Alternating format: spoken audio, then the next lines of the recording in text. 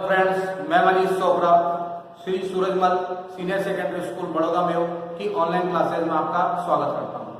पिछली कक्षा में हमने जो विद्युत फ्लक्स के बारे में अध्ययन कर लिया था और क्षेत्रफल सदिश के बारे में अध्ययन कर लिया था। आज हम लोग अगला टॉपिक पढ़ेंगे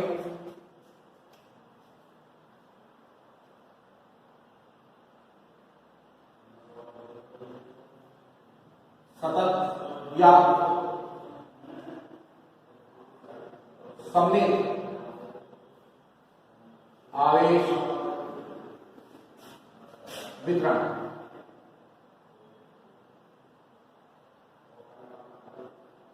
सतत या सममित आवेश वितरण। पिछली कक्षा में आप लोगों को मैंने पिछले चैप्टर में आप लोगों को मैंने ये बता दिया था कि आवेश एक क्वांटीकृत राशि होती है। क्वांटीकृत का अर्थ भी मैंने बताया था कि आवेश के कुछ मान तो संभव होते हैं और कुछ मान असंभव होते हैं। ऐसी राशि को हम क्वांटीकृत राशि कहते हैं।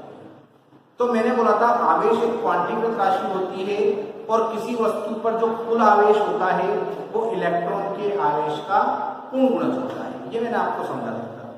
परंतु प्रयोग द्वारा ये पाया गया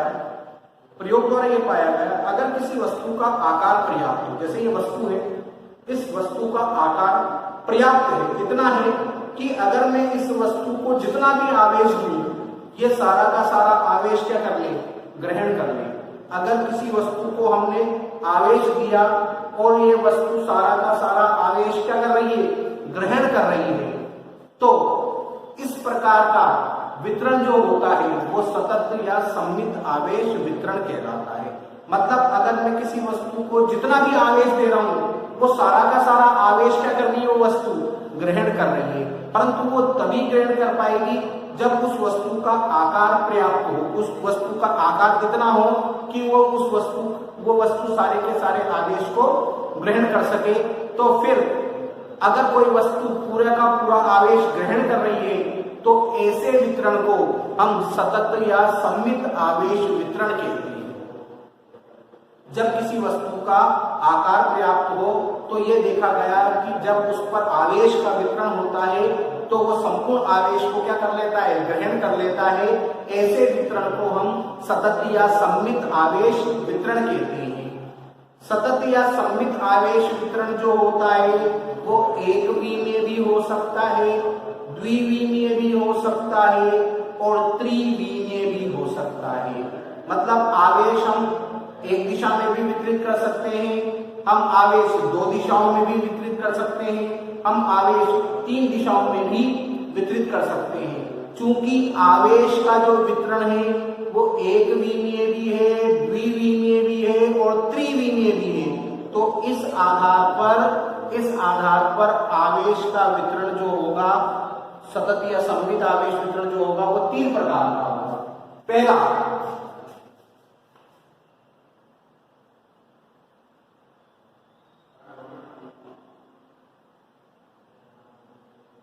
रैखिक आवेश वितरण।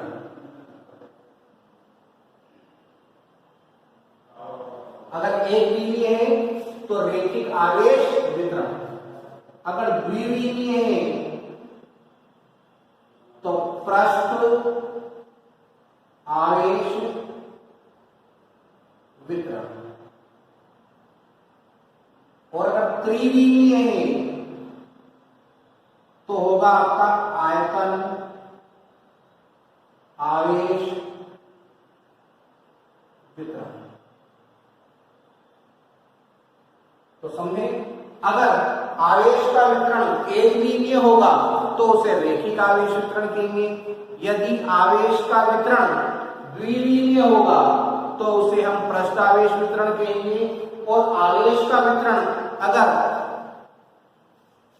3V में है तो उसे हम आयतन आवेश वितरण कहेंगे। महत्वपूर्ण टॉपिक है क्योंकि हम पढ़ेंगे गाउस के नियम के अनुप्रयोग। तो गाउस के नियम के अनुप्रयोग में आपको ये तीनों डेफिनेशन अच्छी तरह याद होना चाहिए। तो इसका मतलब क्या होगा कि आगे हम इसकी सहायता से इसका उपयोग करेंगे, वो किस प्रकार से करेंगे वो हम आगे जाके आपको बताएंगे। अब देखें, पहला आता है आपका रेखिक आवेश वितरण। रेखिक आवेश वितरण क्या होता है? यदि आवेश का वितरण, यदि हम आवेश का वितरण करें और वितरण केवल उस वस्तु की लंबाई के अनुदिश हो या उस वस्तु की रेखा के अनुदिश हो, तो ऐसे वितरण को हम रेखिक आवेश वितरण कहते हैं। यदि किसी वस्तु पर आवेश का वितरण उसकी लंबाई के अनुदिश होता है, तो ऐसे वितरण को हम रेखिक आवेश वितरण कहते हैं।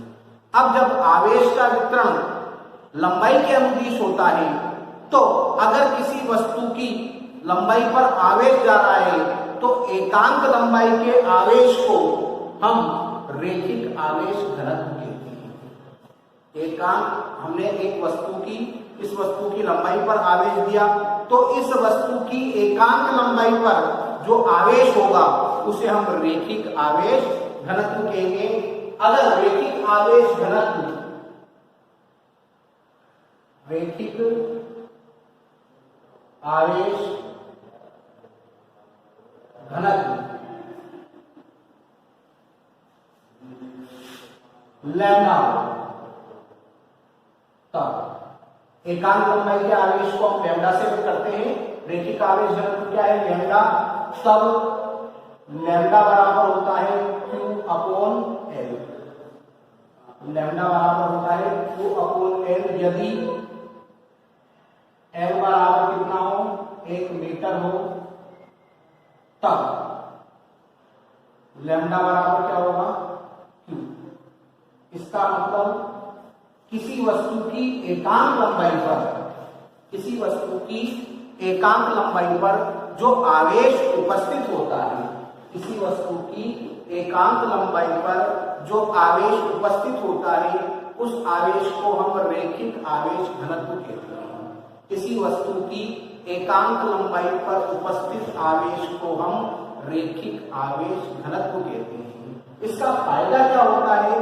अगर मैं आपको बोल दूं कि एक वस्तु का रेखिक आवेश घनत्व लैम्डा है, तो इसकी 5 मीटर लंबाई का आवेश ज्ञात कीजिए। तो जब आपको एकांक लंबाई का आवेश पता है, तो फिर 5 मीटर लंबाई का आवेश कैसे निकालेंगे? एकांक लंबाई का आवेश लैम्डा है, तो 5 मीटर का कितना हो जाएगा? 5 लैम्डा। तो आपको एकांक लंबाई का आवेश पता होने पर आप कितनी ही लंबाई का क्या निकाल सकते हैं? आवेश निकाल सकते हैं। इसलिए इसका उपयोग बहुत ही महत्वपूर्ण है। अब देखिए आप, मैंने मान लिया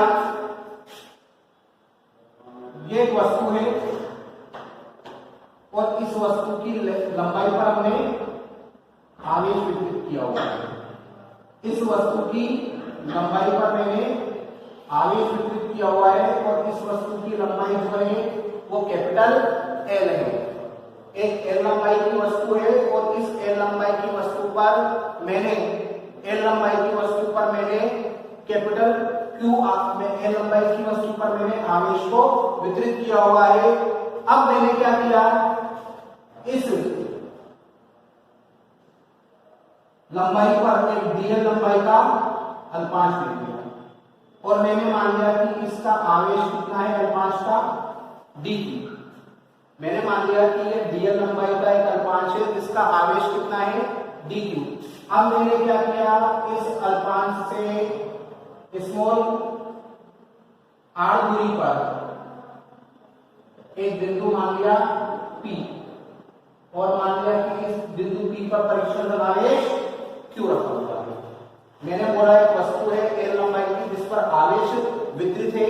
मैंने क्या किया? इस पर एक dl लंबाई का अल्पांश लिया। इस dl लंबाई का अल्पांश का आवेश कितना है? dq। और इससे स्मॉल r दूरी पर एक P बिंदु मान लिया। इस P बिंदु पर एक परीक्षण आवेश रखा हुआ है प्लस का Q0।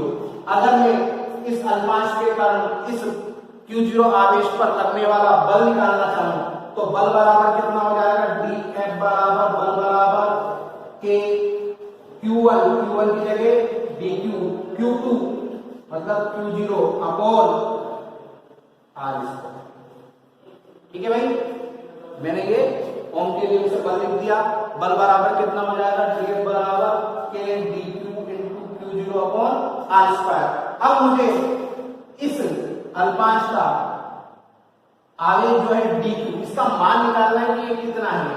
यदि रेखिक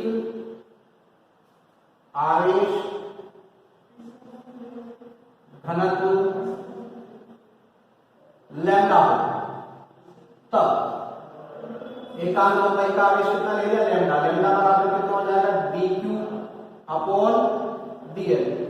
तो डी एल बराबर कितना हो जाएगा, लैम्डा डी क्यू। ये मान याद रख दें, डी एफ बराबर के लैम्डा, डी क्यू बराबर लैम्डा डी एल। यहां मान रख देंगे D L into Q zero बटा आर स्क्वायर। तो ये आपका क्या निकल गया, इस अल्पांश के कारण जो पी बिंदु पर एक कण रखा हुआ है, पी बिंदु पर जो क्यू जीरो आवेश रखा हुआ है, इस पर लगने वाला बल निकल गया। अगर मैं इस पूरी लंबाई के कारण इस पी बिंदु पर बल निकालना चाहूं तो मैं क्या करूंगा, समाकलन कर दूंगा। तब संपूर्ण लंबाई के कारण पी बिंदु पर लगने वाला बल कितना हो जाएगा, एफ बराबर समाकलन कर दिया k lambda d l q zero upon r square.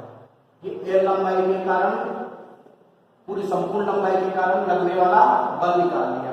अगर मैं इस अल्पांश के कारण या इस संपूर्ण लंबाई के कारण पी बिंदु पर विद्युत क्षेत्र की तीव्रता निकालना चाहूं तो विद्युत क्षेत्र की तीव्रता होती है ई बराबर होता है F upon Q zero. F के अंदर क्यू जीरो का भाग लगाएंगे तो ये क्यू जीरो खत्म हो जाएगा। तो ई बराबर क्या हो जाएगा, के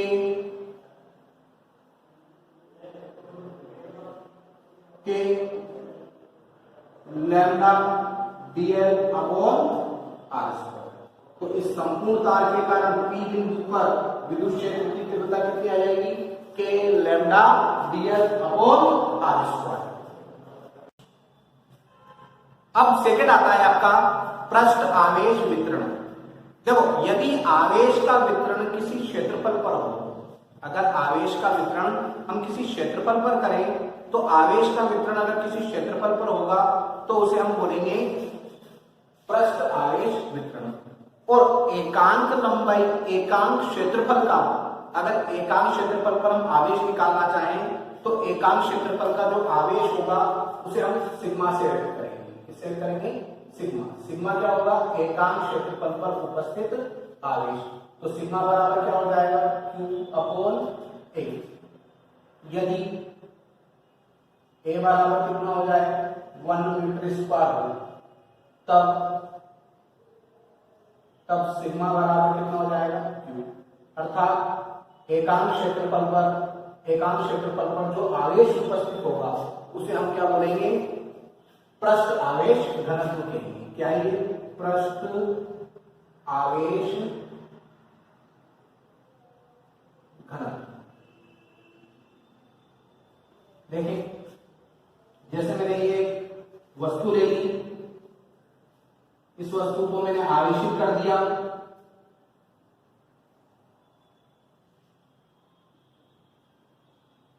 इस वस्तु पर मैंने एक अल्पांश ले लिया, इस अल्पांश का क्षेत्रफल मैंने कितना मान लिया, डी ए। इस अल्पांश का आवेश कितना मान लिया, डी क्यू। और इस अल्पांश से मैंने स्मॉल आर दूरी पर एक पी बिंदु ले लिया, इस पी बिंदु पर मैंने बोल दिया एक परीक्षण धनावेश प्लस क्यू जीरो रखा हुआ है। तब इनके मध्य लगने वाला बल अगर अपन निकालना चाहे तो डी एफ बराबर कितना हो जाएगा, के क्यू1 की जगह डी क्यू, क्यू2 की जगह q zero upon r square. यदि अब मुझे इस अल्पांश का आवेश निकालना है, यदि पृष्ठ आवेश घनत्व सिग्मा हो, तब सिग्मा बराबर कितना हो जाएगा, D Q upon D A. तो डी क्यू बराबर कितना हो जाएगा, सिग्मा डी ए यहां पर रख देंगे, डी एफ बराबर k sigma d a q zero upon r square. अगर संपूर्ण पृष्ठ के कारण निकालना हो तो समाकलन कर देंगे, ये समाकलन कर दिया, पृष्ठ का नाम रख देते हैं हम कैपिटल ए, मान लेंगे पृष्ठ का नाम कितना है कैपिटल ए, तो संपूर्ण पृष्ठ के कारण लगने वाला बल कितना हो जाएगा, ये हो जाएगा। अगर विद्युत क्षेत्र की तीव्रता निकालनी है इस अल्पांश के कारण तो E बराबर होता है F upon Q zero, F का मान रखेंगे क्यू जीरो से कट जाएगा तो क्या बचेगा, E बराबर sigma k d a upon r square. तो ये क्या निकल गया आपका, इस पृष्ठ के कारण P बिंदु पर विद्युत क्षेत्र की तीव्रता आ गई। अब अगला आता है आपका तीसरे नंबर पर आयतन आवेश या आयतन।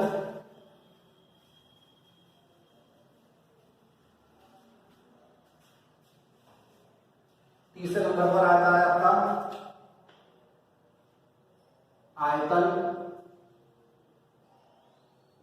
आवेश वितरण। आयतन आवेश वितरण, आयतन आवेश वितरण क्या होता है, यदि आवेश का वितरण किसी आयतन पर होने लगे, यदि आवेश का वितरण हम किसी आयतन पर करें तो उसे अपन आयतन आवेश वितरण कहते हैं, ठीक है। और एकांक आयतन का जो आवेश होता है, एकांक आयतन का जो आवेश होता है उसे हम बोलते हैं आयतन आवेश घनत्व, रो, इसे करा रो, रो बराबर क्या होगा Q अपॉन V। यदि V बराबर कितना हो 1 मीटर क्यूब हो तब रो बराबर कितना हो जाएगा Q। इसका मतलब एकांक आयतन पर जो आवेश उपस्थित होगा, एकांक आयतन पर जो आवेश उपस्थित होगा उस आवेश को हम क्या बोलेंगे, आयतन आवेश घनत्व के। अब एकांक आयतन का आवेश पता हो तो आप कितने का भी आवेश निकाल सकते हैं। अब हमने क्या किया, ये एक वस्तु ले ली,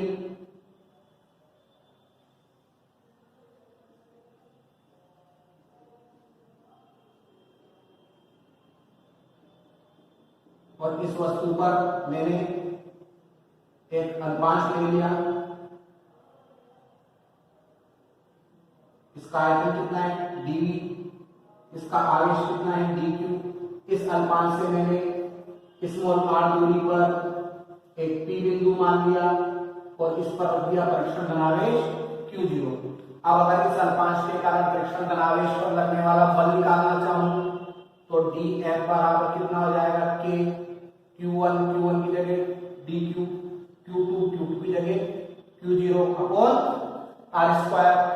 अब मुझे इसका आवेश निकालना है तो यदि आयतन आवेश घनत्व रो हो तब आयतन आवेश घनत्व कितना मान लिया मैंने, रो, रो बराबर कितना हो जाएगा, रो बराबर dq अपॉन dv। तो dq बराबर कितना हो जाएगा, रो dv, यहां रख दें df बराबर k रो dv इंटू q0 बटा r स्क्वायर। अगर मैं संपूर्ण के कारण निकालना चाहूं तो समाकलन कर देंगे, इस संपूर्ण आयतन को कितना मान लिया मैंने v, तो इस संपूर्ण आयतन के कारण लगने वाला बल निकल गया, इस पूरे आयतन के कारण लगने वाला बल निकल गया। अगर मैं विद्युत क्षेत्र की तीव्रता निकालना चाहूं तो E बराबर होता है F अपॉन प्लस का Q0, तो E बराबर F का मान रखिए तो ये Q0 कट जाएगा तो कितना बचेगा, K रो dV अपॉन R स्क्वायर। ये अपन ने क्या निकाल लिया, इस पूरे आयतन के कारण P बिंदु पर विद्युत क्षेत्र की तीव्रता निकाली। तो इस प्रकार से आज हम लोगों ने रेखिक आवेश वितरण पढ़ लिया, पृष्ठ आवेश वितरण पढ़ लिया और आयतन आवेश वितरण पढ़ लिया। इसका उपयोग गाउस के नियम में किया जाएगा। आज के लिए इतना ही, धन्यवाद।